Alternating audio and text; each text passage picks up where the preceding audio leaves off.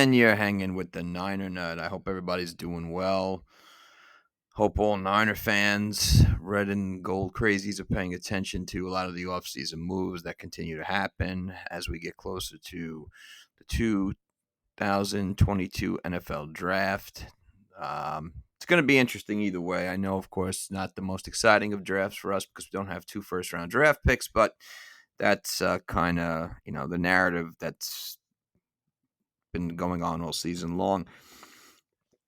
This episode is all about the recent Deebo Samule situation that is going on. First off, obviously, all Niner fans know that Deebo is due an extension on his rookie contract. This was his 3rd season in the NFL, and supposedly there's supposed to be a deal. It's supposed to be getting done sometime very soon in the near future where they will extend him several years and, of course, a whole shitload of money. But recently, I believe he removed or changed his profile picture on Twitter or something like that, where he no longer is,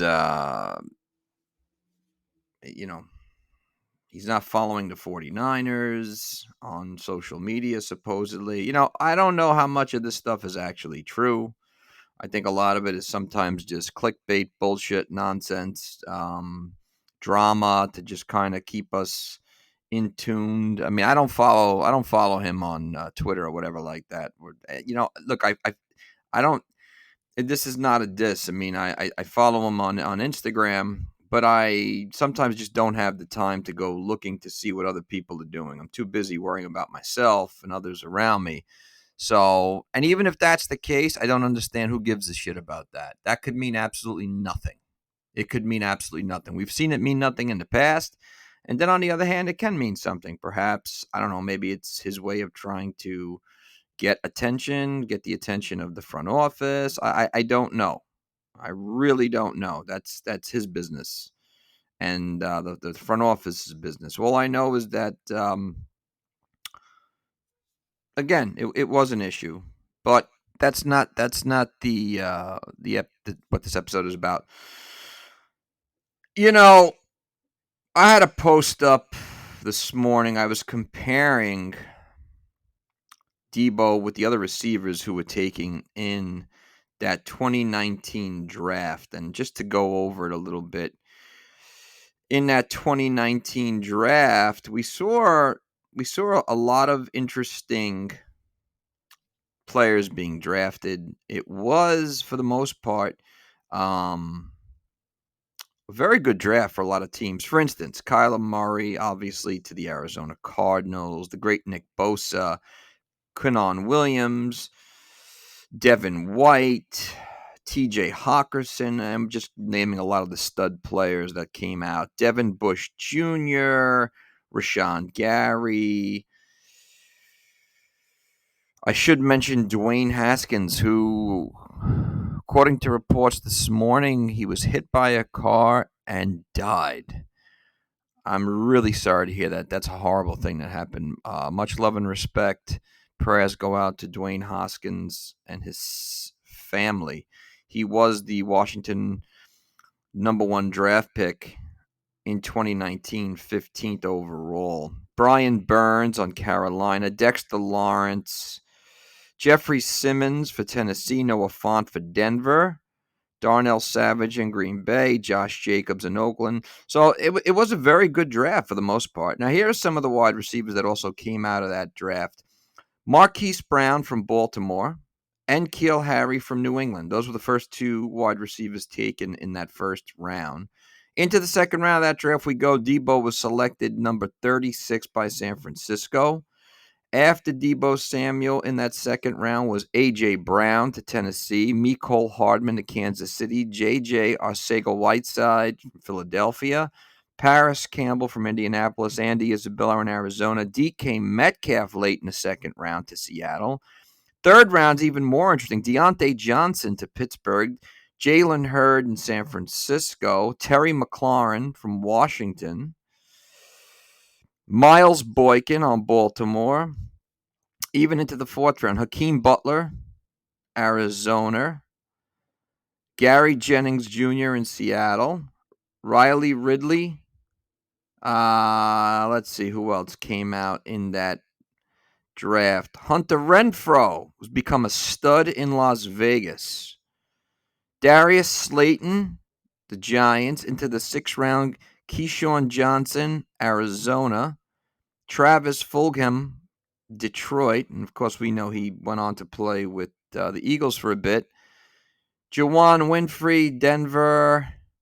Marcus Green, Atlanta. Kelvin Harmon, Washington. Scotty Miller in Tampa Bay. And finally, in that 7th round, there was, John Ursua, Terry Godwin, Dylan Mitchell, Olabisi Johnson to the Rams. So, I'm sorry, to the Vikings. So it wasn't the most deepest wide receiver type draft, but it had a lot of good players coming at it. And the post I had was comparing Deebo Samuel to Marquise Brown, N'Keal Harry, and A.J. Brown. Now, A.J. Brown amazingly was drafted. It amazes me, too, that A.J. Brown and D.K. Metcalf and Deontay Johnson, for that matter, were all drafted in the late 2nd and 3rd round. And we know that they've all gone on to become studs. Same thing with Deebo Samuel, who was drafted early in the 1st round and went on to become a stud. Now, you look at N'Keal Harry, I'm not really sure how to pronounce his name, drafted number 32, last pick of the 1st round by the New England Patriots. And for the most part, he's been a bust. Injuries, but he's been a bust.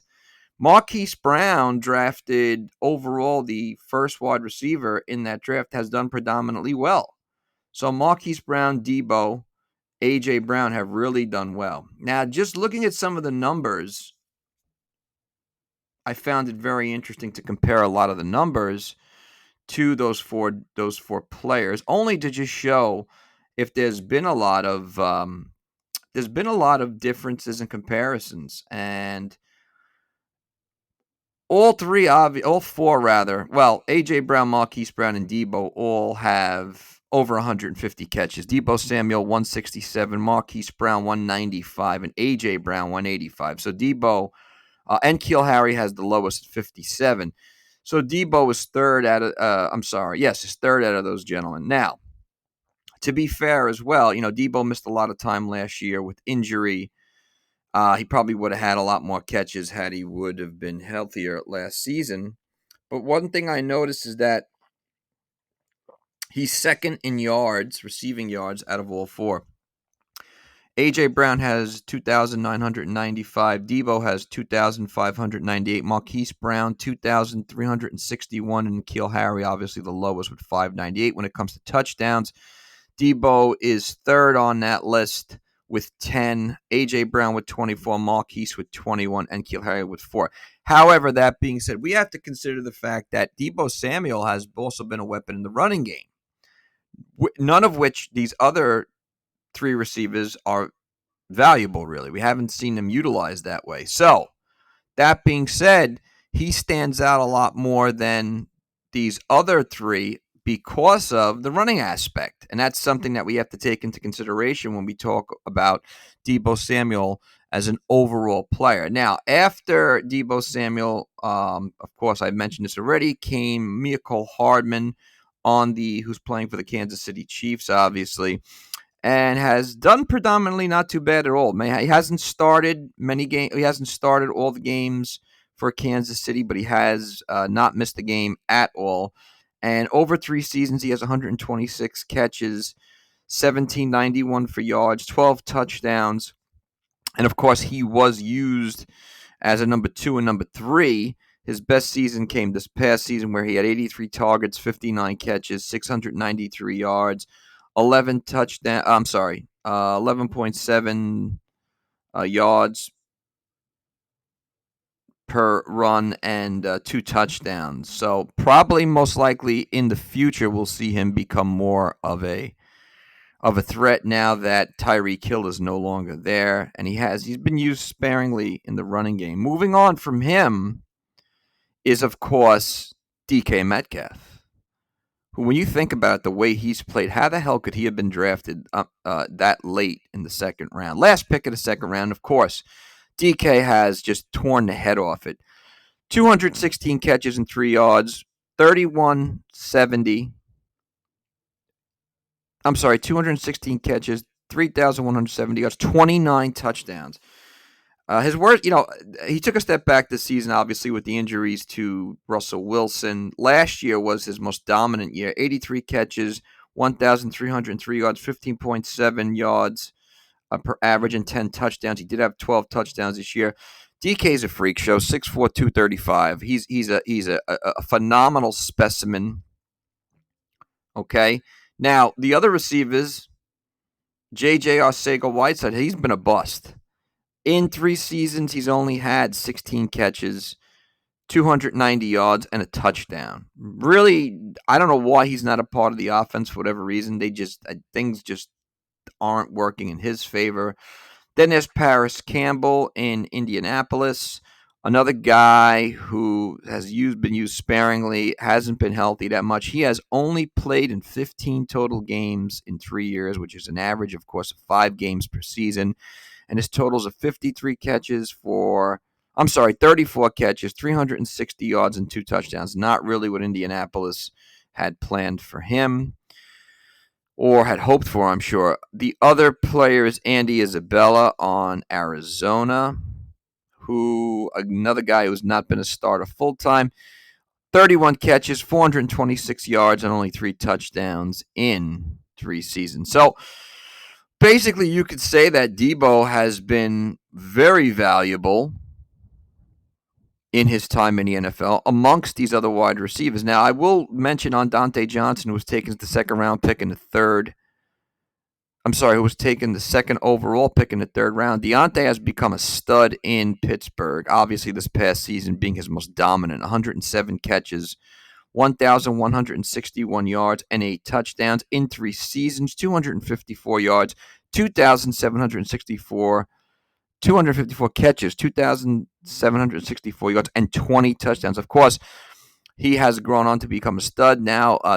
He had a great year last year with the loss of Juju Schuster-Smith, who was in Kansas City now, and Deontay has become the lone stud in Pittsburgh. And this is a third-round pick, 66th overall. So my point being is that Deebo sits really well amongst these other players. And, of course, we know that Deontay is the stud now in Pittsburgh, so he's going to get paid.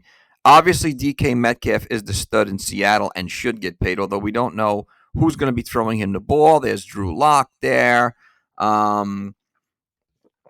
We can't depend that it's going to be Geno Smith next season. I can't see that happening. Who knows what's going to happen with Seattle and who's going to be quarterbacking back there. I think it's going to have a lot to do with what happens to DK Metcalf. There have been rumors, of course, that Seattle is not opposed to trading DK Metcalf. I can't see them getting rid of such a talented player that you can basically build the rest of your offense around, even in a rebuilding year or whatever you want to call it.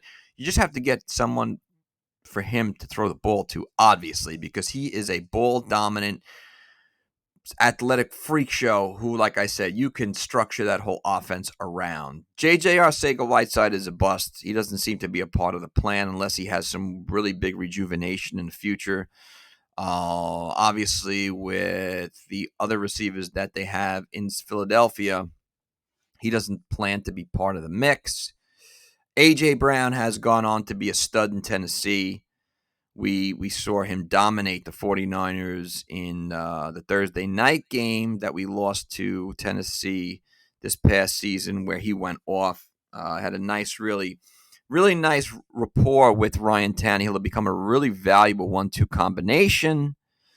And then, of course, Marquise Hollywood Brown, who has an interesting run in the NFL because he's on the smaller side of 5'8". I would always expect them to use him out of the backfield because he's very quick. When he catches the ball, there's a lot he can do with it. And I think what really couldn't hurt him sometimes is the fact of the offense that Baltimore chooses to play in, which is, it looks like that pistol offense, the 3 running backs, and, of course, the running skills of Lamar Jackson.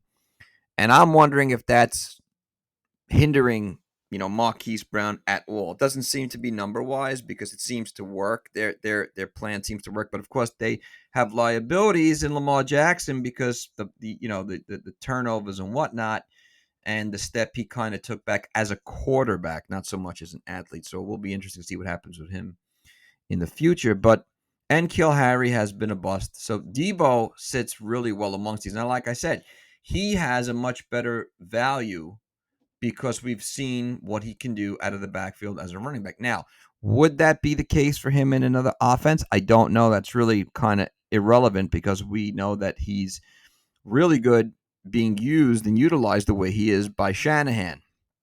That being said, if you look at Deebo's numbers, obviously taking into consideration last season where he only played 7 games, 167 catches, 2,598 yards, and 10 touchdowns. Of course, this last season was a monster season for Deebo Samule. 121 targets, 77 catches, 1,405 yards, and 18.2 yards per catch, which I think sticks out the most, showing that he is a threat after he catches the ball as well, which is what a lot of people like to see in their wide receivers. If they're not using him, obviously, just to be a possession receiver, which he's not. We know he can stretch the field, and he can do it after the catch. He had 6 touchdowns, and even more interesting was his use on the ground. I mean, rookie season, 14 carries, 159 yards, and 3 touchdowns. He's averaging 11.4 yards per carry that year. Now, he wasn't used on the ground as much as he was in this past season. 59 carries, 365 yards, 8 touchdowns on the ground, 6.2 yards per average, his longest run being a 49. So Deebo is a total package wide receiver. Now, there's a lot of people I've seen who've commented on the posts I had about Deebo of calling him overrated, which I really don't understand. I don't understand how you call this guy overrated. If you have a friggin' clue or you've been watching, you don't need to be a genius to know that this guy has just totally grinded and really earned this payday that should be coming his way and as an extension as well. I mean, let's call it like it is. If we don't have Deebo Samule last year, we're in some trouble. Maybe we lose some games, definitely. That's for sure. We don't come up as big as we do in Green Bay as he did on that third down play.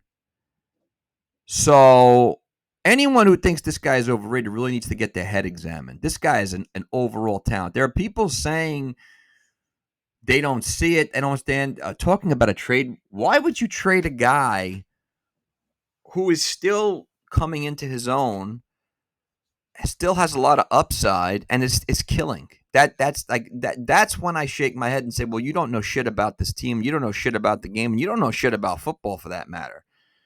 They're not going to trade Deebo Samule. Anything is possible, but I don't think management is stupid enough to let him go. And if they are, I'll eat my words gladly. Because to be fair, we've seen management do some stupid shit, like this past season where they gave up 2 first-round draft picks for Trey Lance. And I'm not a diss to Trey Lance, and I always have to say that because I can't blame the player, especially when we haven't seen a lot of him. But just from going from what we know, you don't trade away 2 future first-round draft picks for a guy who didn't play his senior year, went to a more small-time college. You just don't do that.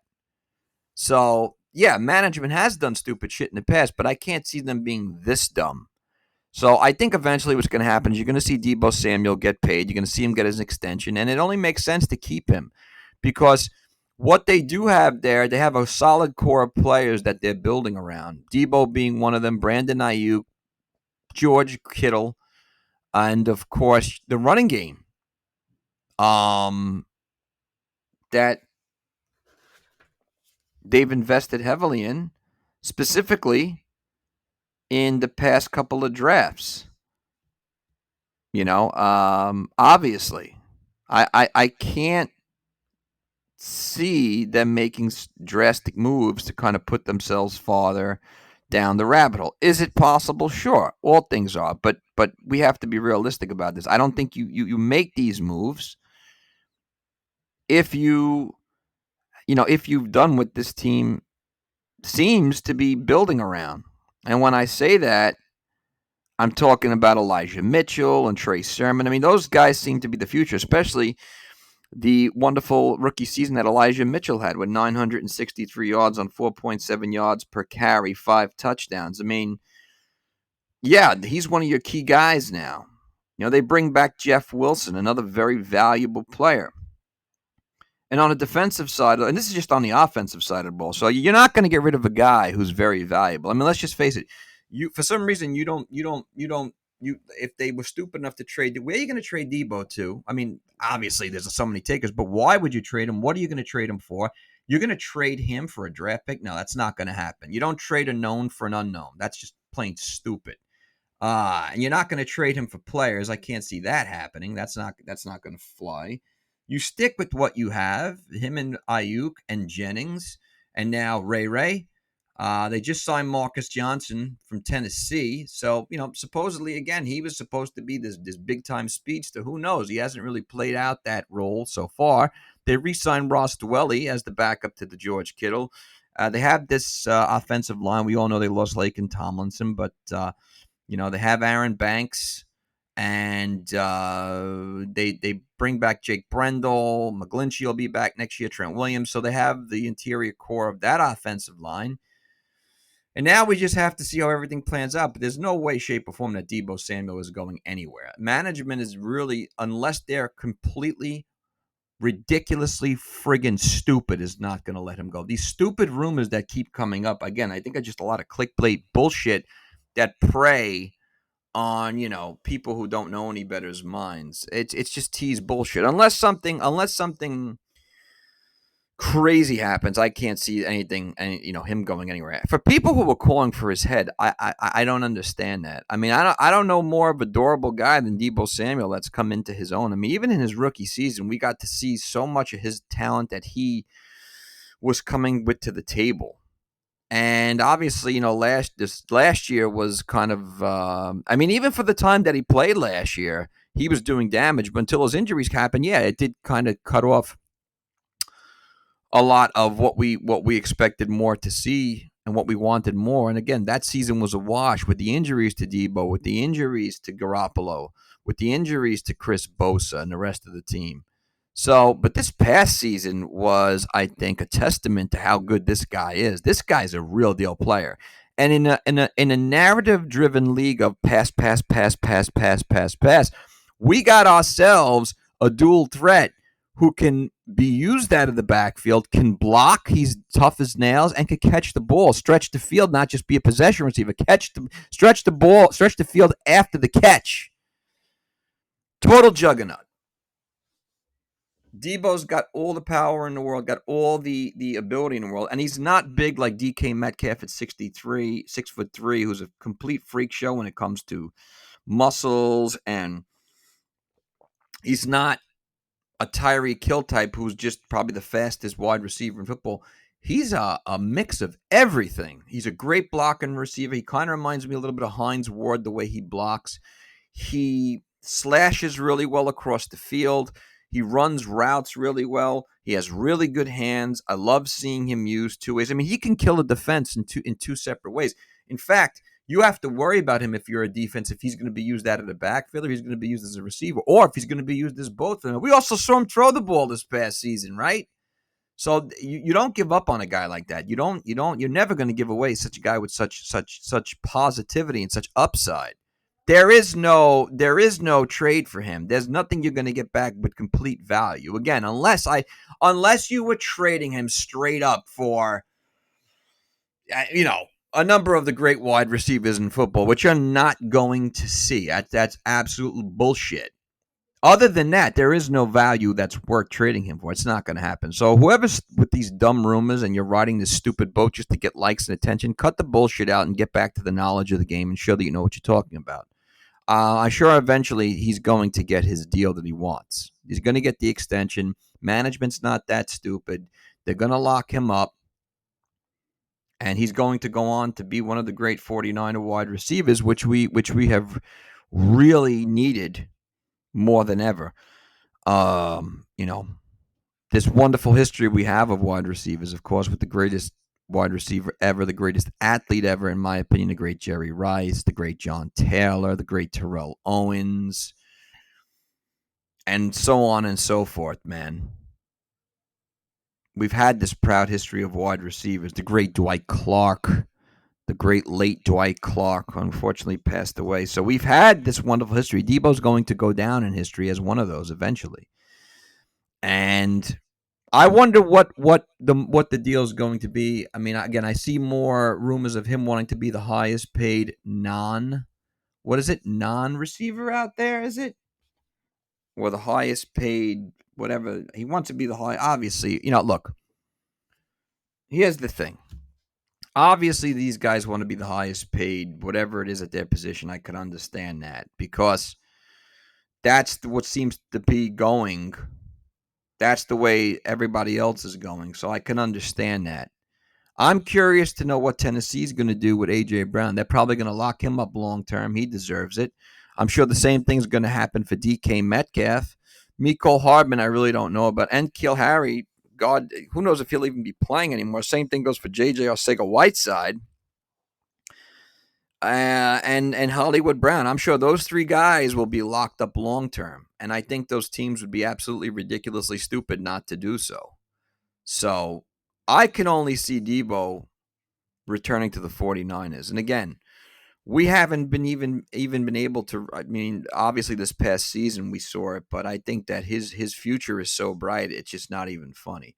He's really established himself as not only a legit leader of this offense, but a legit leader of this team. And you can see that from the way he's taken place in the offense and the way he's taken place amongst the other players.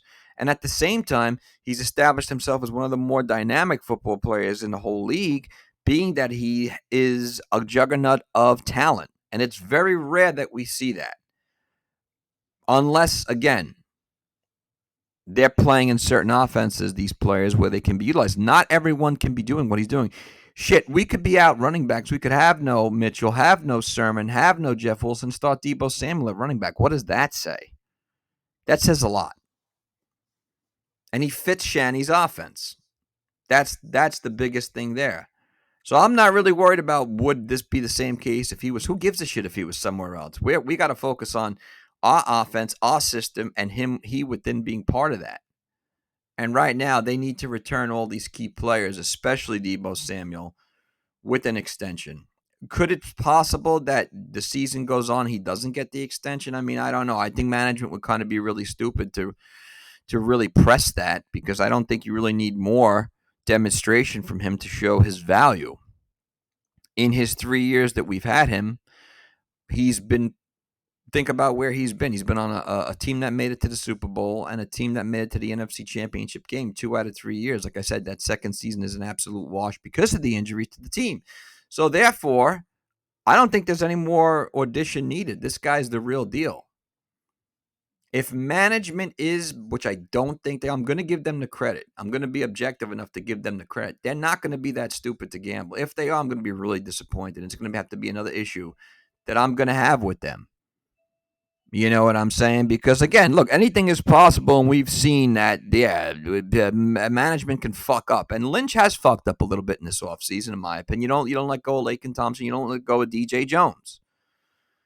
And you don't let go of Arden Key. If there were going to be three players that you keep, it's all three of them. I don't want to hear about money and this and that and bullshit right now. What's principle is principle. What's fact is fact. You got to be pragmatic about these things. You always stick with what is working, and you ride the wave. So yeah, management has fucked up, but they've made some good moves this season as well. I'm objective to it. And drafting Deebo Samule was a great move by management. So we really, it's going to be interesting to see what happens with him. I think it's all going to turn out to be positive. Don't go down a rabbit hole with these stupid things about him erasing the picture. Look, you know what? Personally, if he did do that, I think that's kind of silly because it's like, really, dude, like, I mean, does that mean anything? And a lot of the time it doesn't. A lot of the time he's not even doing that because it could have been whatever. He could have changed the profile picture to whatever. Or maybe he didn't even do it. Maybe he doesn't even run his own fucking account. Use your brain, man. Don't be silly. Use your brain. Don't go by that. That's a lot of bullshit. So let's just wait and see what happens and hope that management is really smart in doing the right thing, giving this guy his extension and making him a long-term part of this wonderful team because he is an excellent athlete. You've been hanging with the Niner Nut. I will be coming back at you with some more content. Love, peace, respect. Enjoy your day and don't buy the bullshit.